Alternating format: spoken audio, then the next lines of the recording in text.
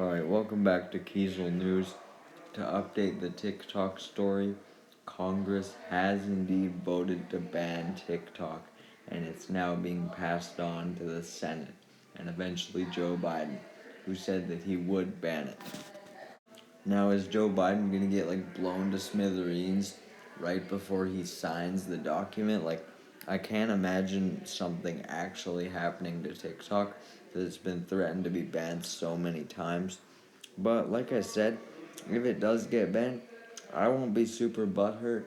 I mean, I don't think it should get banned per se, especially if it's just for stealing data, as I mean, the US steals your data as well.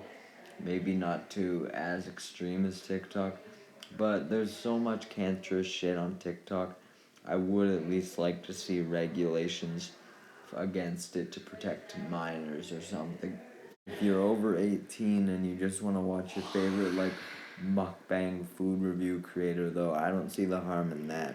So I don't see the point in banning the app overall. Especially when people who make jokes this unfunny are the ones advocating for it. This is not an attempt to ban TikTok. It's an attempt to make TikTok better. Tic-tac-toe. A winner. A winner.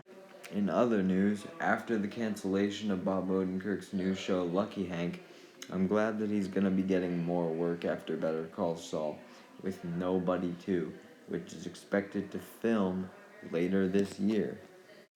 Nobody was genuinely a good movie too. I honestly thought it was just John Wick, but with even more substance, but less popular. There's even rumors that it's gonna cross over with John Wick, since I believe it's made by the same guy. But really, nobody deserves to go beyond John Wick, in my opinion. Lastly for today, Disney has announced that they have made $12 billion from the Star Wars franchise, which they originally bought from George Lucas for $4 billion, which I'd say is pretty goddamn good for sticking entirely in the Skywalker timeline or era. So I'm glad that that doesn't mean that that's all they're gonna do just because it's made them money.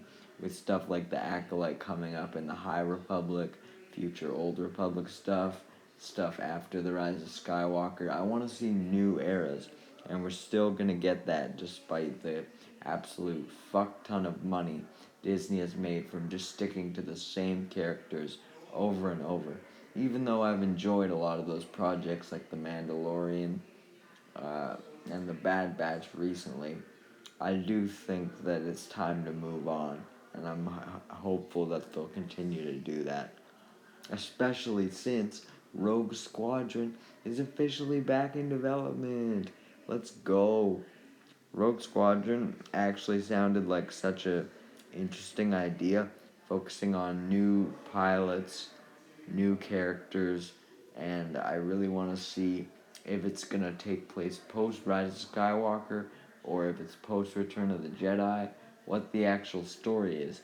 And I'm glad we'll get to see Patty Jenkins' full vision. I'm glad Disney is at least reinvesting some of that $12 billion back into taking risks. I just hope other Star Wars movies aren't on the chopping block because Rogue Squadron's back.